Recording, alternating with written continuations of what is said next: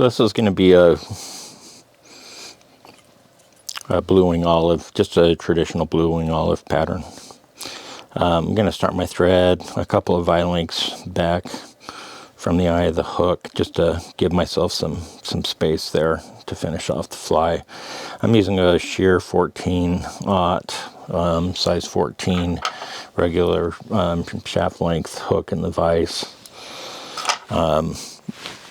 A couple ways you can tie this, probably more than a couple. I've seen folks who will tie the wings in first.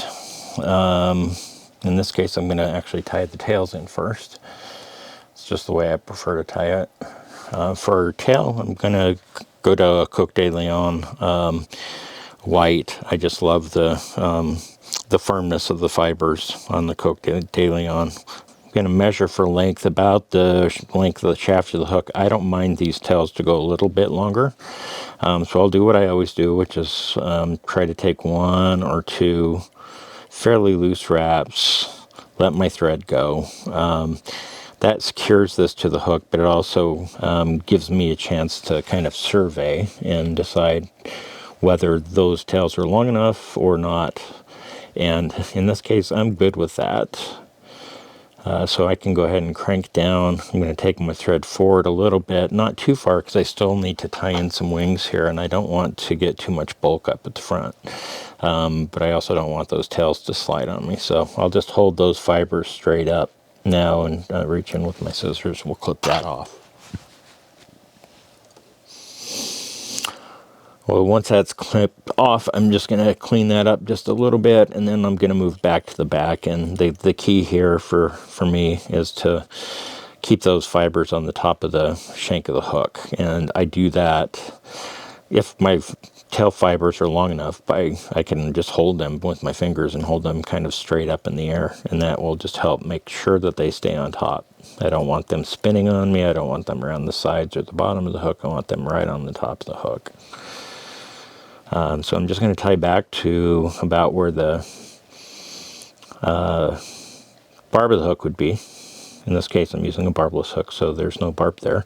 And once I get it here, I'm going to take a really loose wrap kind of underneath those fibers.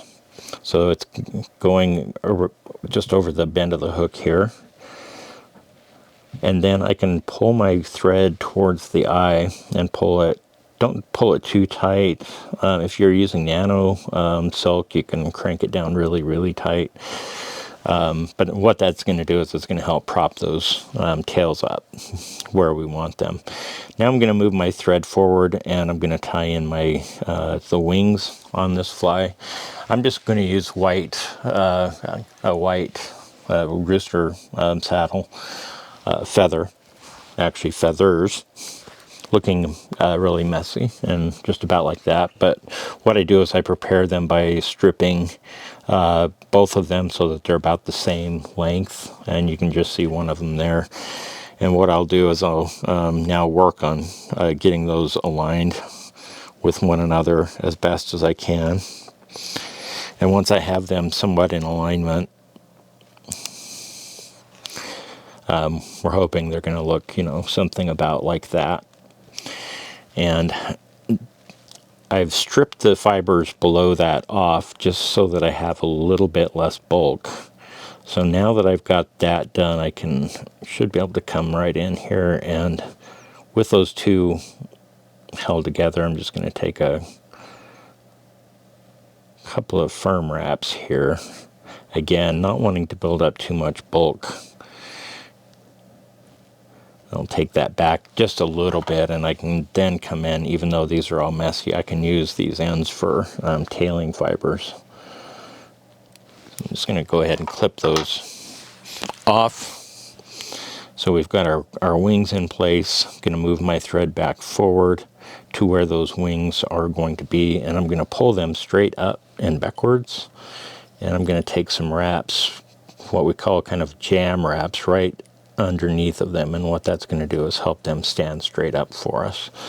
I'll work on making sure I get them separated a little bit, and usually I'll take a couple of figure eights where I'll just kind of go right through the middle of these, maybe a wrap or two, and then I'll take a wrap around the shank of the hook so I don't lose that, and then I'm going to go the other direction, and basically what I'm doing is going between these two feathers, and it'll just help them stay separated a little bit for you. And we will kind of manhandle them. You can see they're all skewampus at this point, but they're really forgiving. So I'm just going to come back to about where I want those to lie, with a few thread wraps here. I'm going to stand them back up again and take a few more of those jam wraps. And then I can just kind of separate them like that. And we'll be shifting those wings backwards and forwards. I'm OCD, so I'm not going to video this, but I'm going to come in here really quickly and clean up a few of these errant fibers. All right, so now that I've got my OCD satisfied a little bit, got those wings in place, I got my tail in place. Just going to take my thread now. We're going to work our way back towards where we want our abdomen on this fly to start. I'm going to go to about here. I'm going to grab some Superfine, and Superfine actually has a nice dark that's actually called a blue wing olive, which is what this fly is. So I'm going to grab, a wisp of Superfine dubbing that will become the abdomen on our fly here. Just a wisp that either you can't see it or it looks like a whole lot. It's not a whole lot.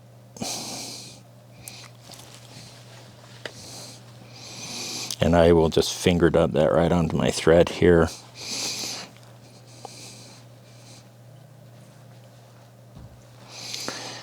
Then I can take some thread wraps back to about where I want this body to start. I can tighten that up a little bit. I can then use my finger here. And just, if you're careful, you can just slide that right on down. Then I'm going to want to get a couple of good turns right there at the tail. And then we're going to just work our way up the body of this fly, building a slight taper as we go. Both by having some thicker dubbing and taking some overlapping wraps. Don't need a ton of taper here, but I do like to have some taper here. And so now we've got our body in place. Our next step is we're going to tie in a hackle.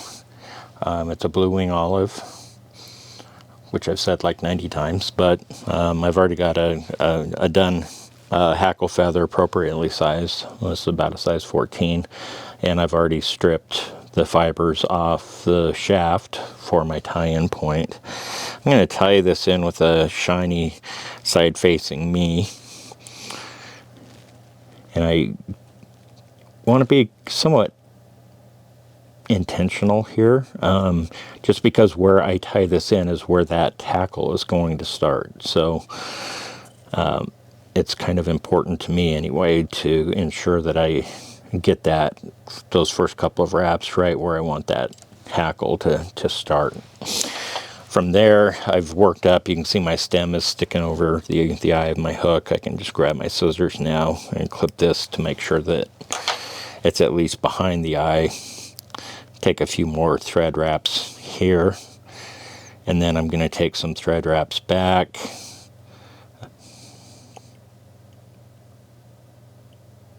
To right under those wings.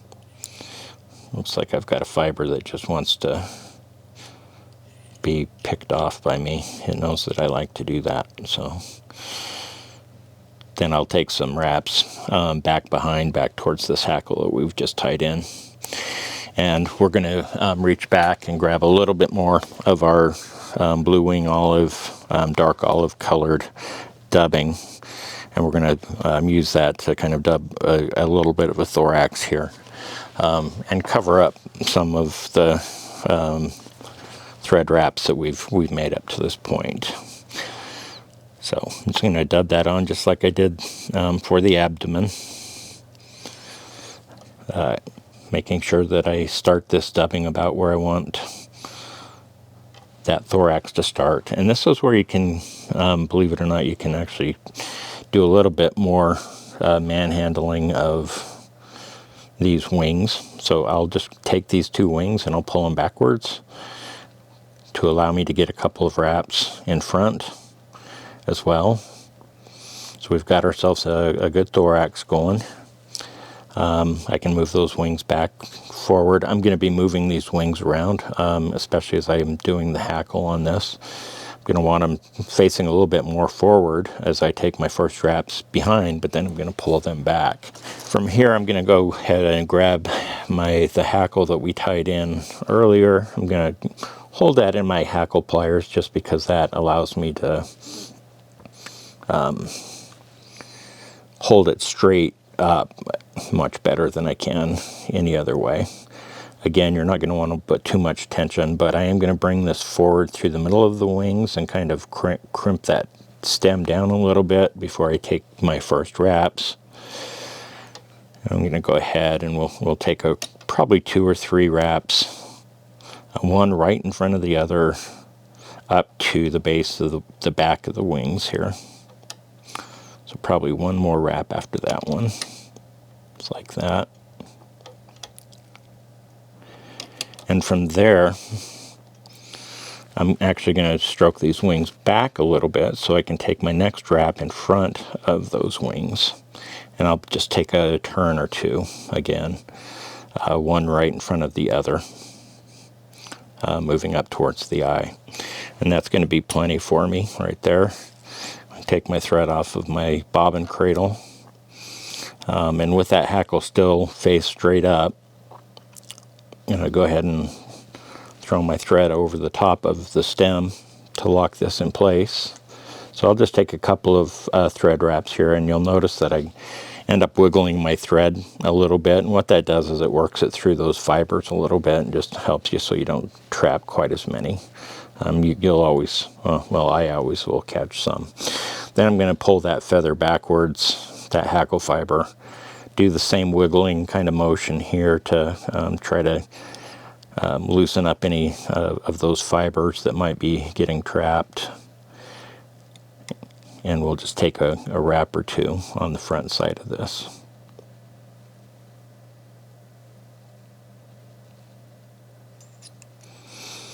From there, I can go ahead and release my hackle plier.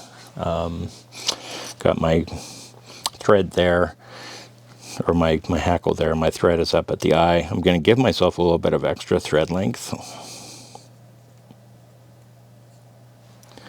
And I'm going to come back to this same tool I was using before. And I like this one a little bit for these dries, just because when I'm tying this knot in, I can actually push some of those fibers that are coming over the eye of the hook. I can push them back a little bit as I put these knots into place.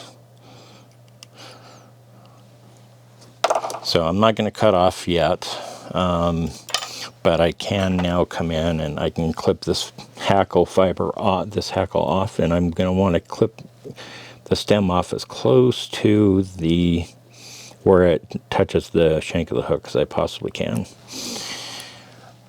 And I'll set that aside because I actually have enough length there to do a few more flies. Through this process, our wings have kind of got jacked up, but that's okay because we can move them around. So I just did that, moved those wings back where I want them to be. And I'm actually going to, rather than whip finish, I'm going to just finish this fly off with this tool here with, 4 or 5 turns. I guess they're not turns, but 4 or 5 half hitches here.